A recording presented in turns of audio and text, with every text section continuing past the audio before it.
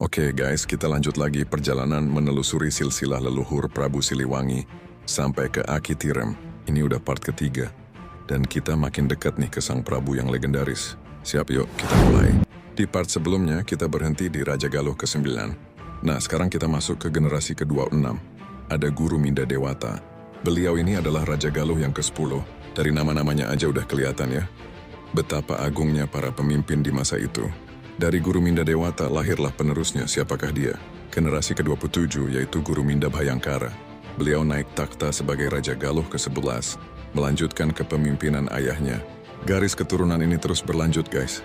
Dari Guru Minda Bhayangkara lahirlah Guru Minda Suci. Nah, Guru Minda Suci ini kemudian menjadi Raja Galuh yang ke-12. Setiap generasi membawa kerajaan Galuh ke era yang baru. Estafet kepemimpinan ini lalu diteruskan kepada putranya, yaitu Guru Minda Kencana Wisesa, yang menjadi Raja Galuh ke-13. Namanya keren banget ya. Kencana Wisesa menyiratkan kebijaksanaan dan kemuliaan. Dari beliau kita bergerak ke generasi ke-30 yaitu Guru Minda Sangmanisri. Menurut catatan, beliau ini adalah Raja Galuh ke-15 yang berkuasa dari tahun 1390 sampai 1420 Masehi. Masa kepemimpinannya cukup panjang, sekitar 30 tahun. Dan dari Sangmanisri inilah lahir seorang pangeran yang kelak menjadi raja besar. Namanya adalah Prabu Lingga Buana Wisesa. Beliau naik takhta sebagai Raja Galuh ke-16, menggantikan ayahnya, dan memerintah dari tahun 1420 sampai 1450 Masehi. Prabu Lingga Buana Wisesa ini adalah ayah dari salah satu tokoh paling penting dalam sejarah Sunda. Siapa dia? Generasi ke-32 yaitu Prabu Dewa Niskala Wastu Kancana.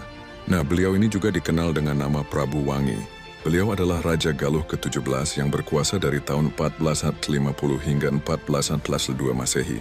Nama Prabu Wangi ini sangat harum dalam sejarah, bahkan menjadi asal-usul nama Parahyangan yang berarti tempat para hyang atau para dewa, sebagai bentuk penghormatan kepadanya.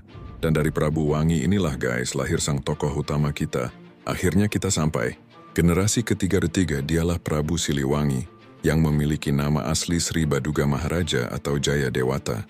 Beliau adalah Raja Teragung dari Kerajaan Pakuan Pajajaran, yang memerintah dari tahun 1442 hingga 1501 Masehi. Di bawah kepemimpinannya, Tatar Sunda mencapai puncak kejayaannya. Kemasyhuran namanya bahkan melegenda sampai sekarang.